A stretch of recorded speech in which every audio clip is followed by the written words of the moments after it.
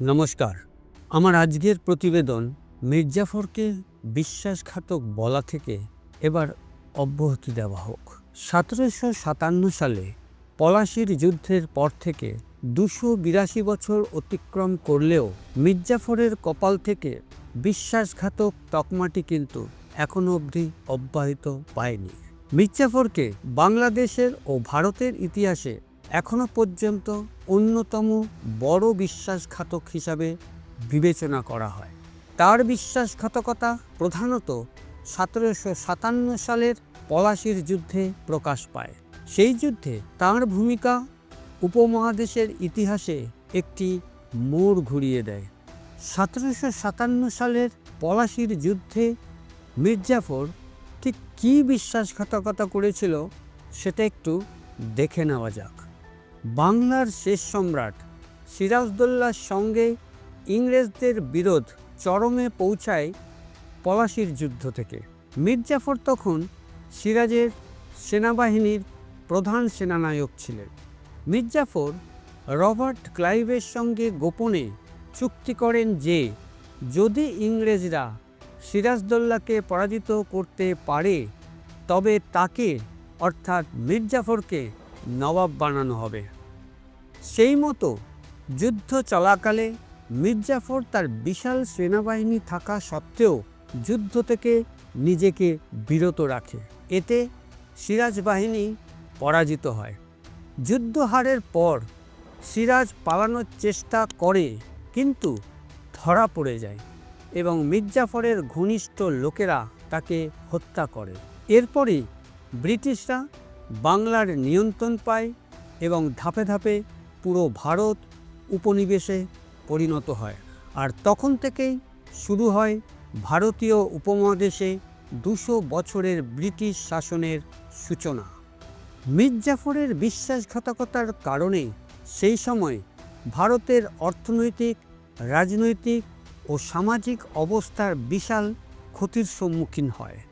সেই ষড়যন্ত্রে মির্জাফরের সাথে আরও অনেকে জড়িয়ে থাকলেও মূল প্রতীক হিসাবে মির্জাফরকেই বিশ্বাসঘাতকতার দায় নিতে হয়, যেটা কিনা আজও প্রায় 300 বছর ধরে অপ্রতিদ্বন্দ্বী হিসাবে মির্জাফরের নামে লেখা রয়ে গেছে।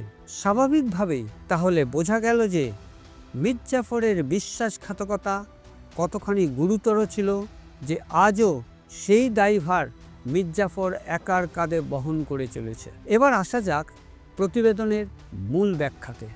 আমরা মানি যে রাষ্ট্র আমাদের কাছে সর্বোপরি। সামান্য সংবেদনশীল মনোভাব সংযোজন করে এও ভাবি যে রাষ্ট্র আমাদের মায়ের মতো।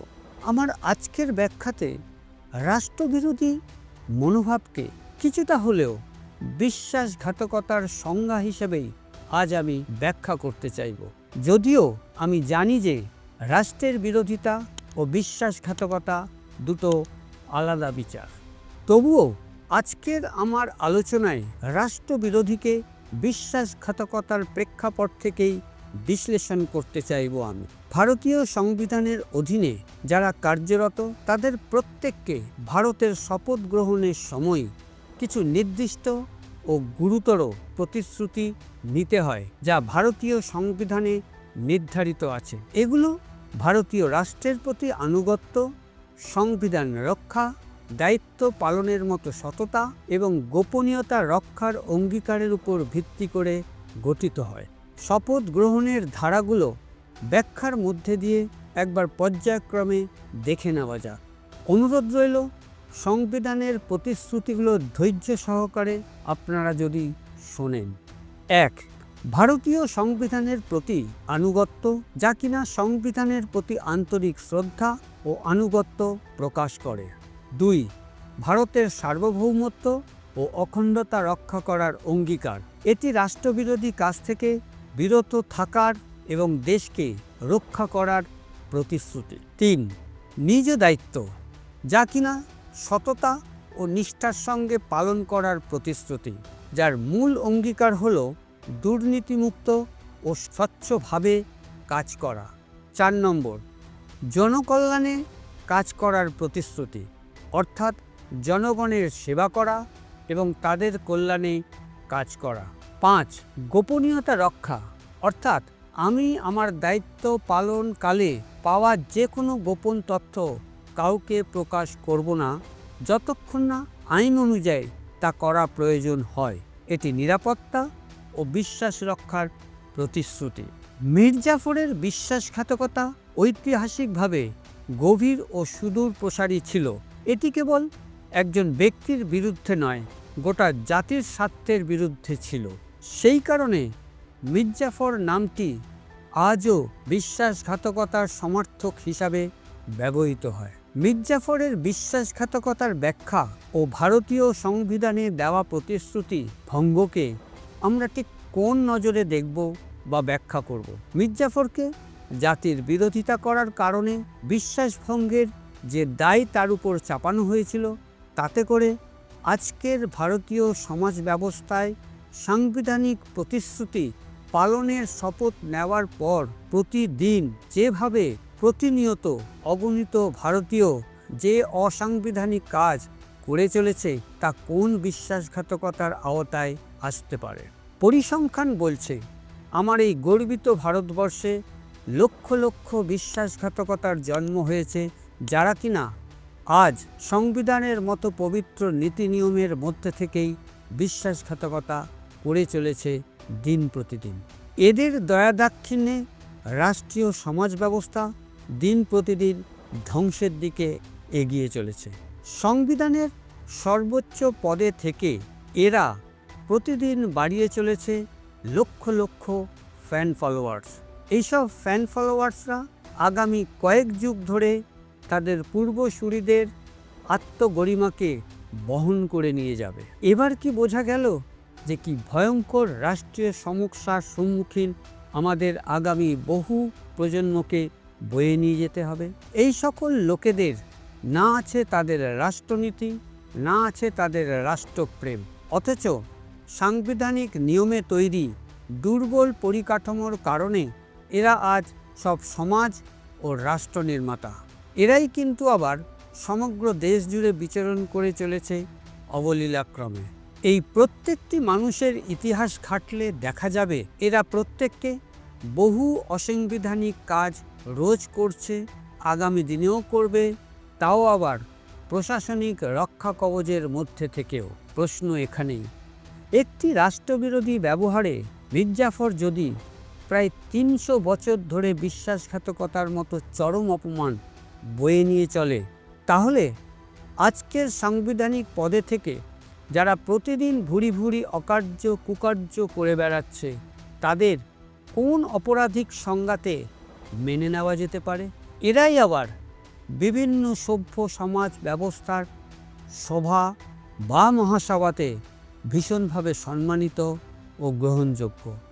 আবার মনে পড়ে যায়, বারে সত্য সেলুকাস, কি বিচিত্র এই দেশ। রাজনীতি থেকে শুরু করে সরকারি প্রশাসনিক ব্যবস্থাতে এমন অগণিত বিশ্বাসঘাতকের দেখা পাওয়া যায়, যা দেখার সৌভাগ্য যে শুধু আমার হয়েছে তা নয়, আমার মতো অগণিত রাষ্ট্রপ্রেমী ভারতবাসীর কপালেও সে সৌভাগ্য জুটে চলেছে নিত্য প্রতিদিন। এখানেই প্রশ্ন, তাহলে করণীয় কী? যেটা করার প্রয়োজন সেটা হলো সংবিধানের নীতিনিয়মকে প্রশাসনিক রূপে আরও শক্তিশালী করে দেশপ্রেমী মানুষদের হাতে এর দায়িত্ব তুলে দেওয়া, যাতে করে এমন বিশ্বাসঘাতকতা ও রাষ্ট্রবিরোধী ব্যবহারের কঠোরতম শাস্তি তাৎক্ষণিক বলবৎ করা যায়। বিচার ব্যবস্থার অধীনে ফেলে রেখে পরবর্তী সময়ে এভিডেন্স না পাওয়ার কারণে মুক্তি পাওয়ার কোনো রাস্তাই যেন খোলা না থাকে। তা না হলে ভারতের ঐতিহাসিক ভূখণ্ডে এমন এক বিচারধারার জন্ম নেবে, তাতে করে আমরা প্রত্যেকেই হয়ে যাব রাষ্ট্রবিরোধী বা বিশ্বাসঘাতক। অথচ আমাদের এই ব্যবহারিক রীতিনীতিতেও কখনো বোঝার উপায় থাকবে না যে রাষ্ট্র এক গভীর অন্ধকারের মধ্যে নিমজ্জিত হয়ে গেছে। বর্তমানে এমন কোনো ব্যবস্থা খালি নেই যেখানে কারাপশন নামক অতি মহামারী রোগীটির প্রবেশ ঘটেনি। আর এই কারণেই আমার এই ছোট্ট প্রতিবেদনটির মধ্যে সমস্ত কিছু তুলে ধরাও সম্ভব নয়। আমার বিশ্বাস ভারতের সাধারণ জনগণ সাংবিধানিক প্রতিশ্রুতি পালনের সমস্ত দায়বদ্ধতা কারা কারা উল্লঙ্ঘন করে চলেছে তা খুব ভালোভাবে জানে। সাংবিধানিক পদে থেকে রাষ্ট্রের নামে শপথ গ্রহণ করে রাষ্ট্রবিরোধী কাজ করাকে অবলীলাক্রমে বলা যেতে পারে বিশ্বাসঘাতক। খুবই তাড়াতাড়ি প্রয়োজন রাষ্ট্রপ্রেমের মধ্যে দিয়ে শক্তিশালী নীতি নির্ধারণ তৈরি করা, তা না হলে মির্জাফরের ওপর সমস্ত দায়ভার চাপিয়ে দিয়ে আমরা তার থেকে অনেক বেশি বিশ্বাসঘাতকতা করেও কিন্তু পার পেয়ে যাব। স্পেশাল করেসপন্ডেন্সে আজ এই পর্যন্ত। আগামী সপ্তাহে এমনই একটি বিশ্লেষণ ভিত্তিক প্রতিবেদন নিয়ে হাজির হব। আমি রথীন্দ্র নারায়ণ সেনগুপ্ত।